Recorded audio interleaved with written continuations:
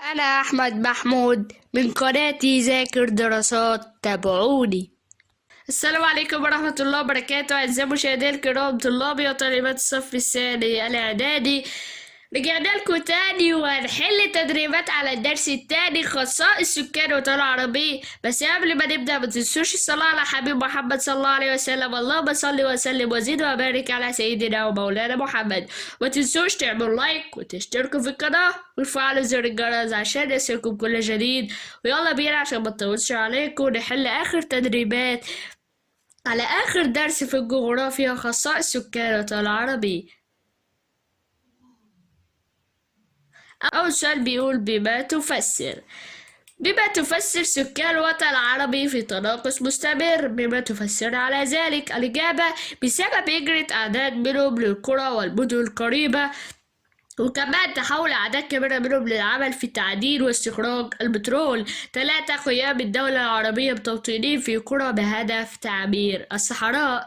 6. في بما تفسر أسباب ارتفاع نسبة الإعالة بالوطن العربي. بما تفسر على ذلك؟ بسبب ارتفاع نسبة كبار السن، وارتفاع نسبة صغار السن، وارتفاع نسبة البطالة، وارتفاع نسبة من هم في سن التعليم.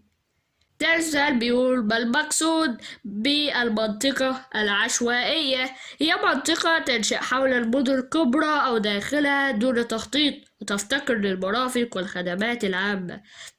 ما المقصود بقوة العمل؟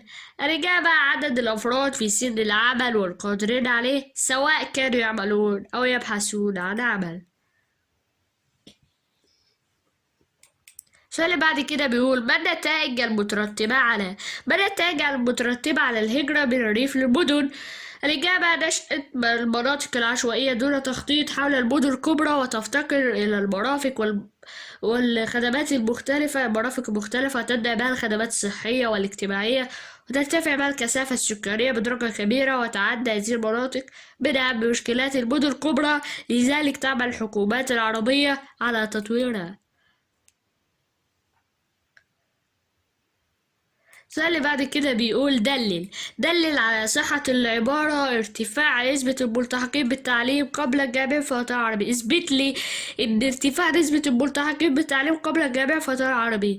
الإجابة طبعا حيث وصلت إلى 65.5% نتيجة لحرص الحكومات في الوطن العربي على إتاحة فرص عادلة للتعليم لجميع أبنائها الأسوياء وذوي الاحتياجات الخاصة، فأقامت المدارس في كل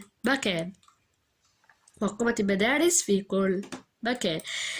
سين 2. في دلل تتمتع المرأة في الوطن العربي بمكان متميز. دلل على ذلك. اثبت لي بقى. حيث حصلت على في التعليم والعمل. في التعليم زادت نسبة التحاق الإناث بالتعليم الابتدائي إلى 77%، وكانت نسبة التحق المرأة بالتعليم ضعيفة في الماضي بسبب بعض العادات والتقاليد التي تمنع تعليم الإناث. أما في العمل، زادت نسبة مشاركة المرأة في سوق العمل، وبالتالي أصبح منهن المعلمة والطبيبة والقاضية وعضو مجلس النواب وغيرها من المهن المختلفة.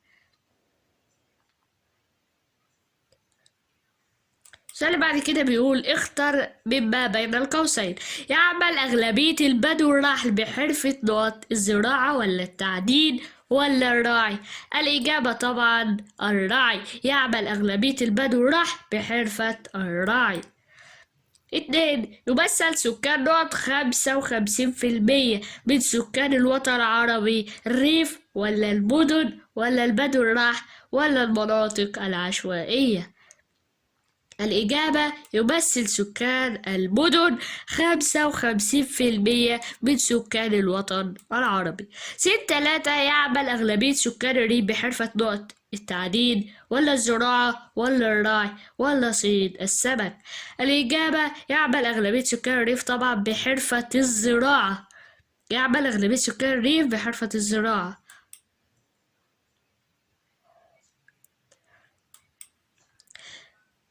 السؤال اللي بعد كده بيقول: اكتب المصطلحات التي تدل على كل عبارة.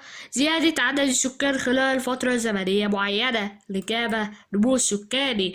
اللي هو النمو السكاني هو زيادة عدد السكان خلال فترة زمنية معينة. ستة بيقول منطقة تنشأ دون تخطيط وتفتقر إلى المرافق العامة والخدمات. الإجابة العشوائيات. منطقة العشوائيات هي التي تنشأ دون تخطيط وتفتقر المرافق والخدمات العامة وتبنى بها الخدمات الصحية وغيرها. وكده يبقى خلصنا الدرس، وما تنسوش تعملوا لايك وتشتركوا في القناة وتفعلوا زر الجرس عشان يصلكم كل جديد. وشكرا، مع تمنياتي لكم بالنجاح والتوفيق، والسلام عليكم ورحمة الله تعالى وبركاته.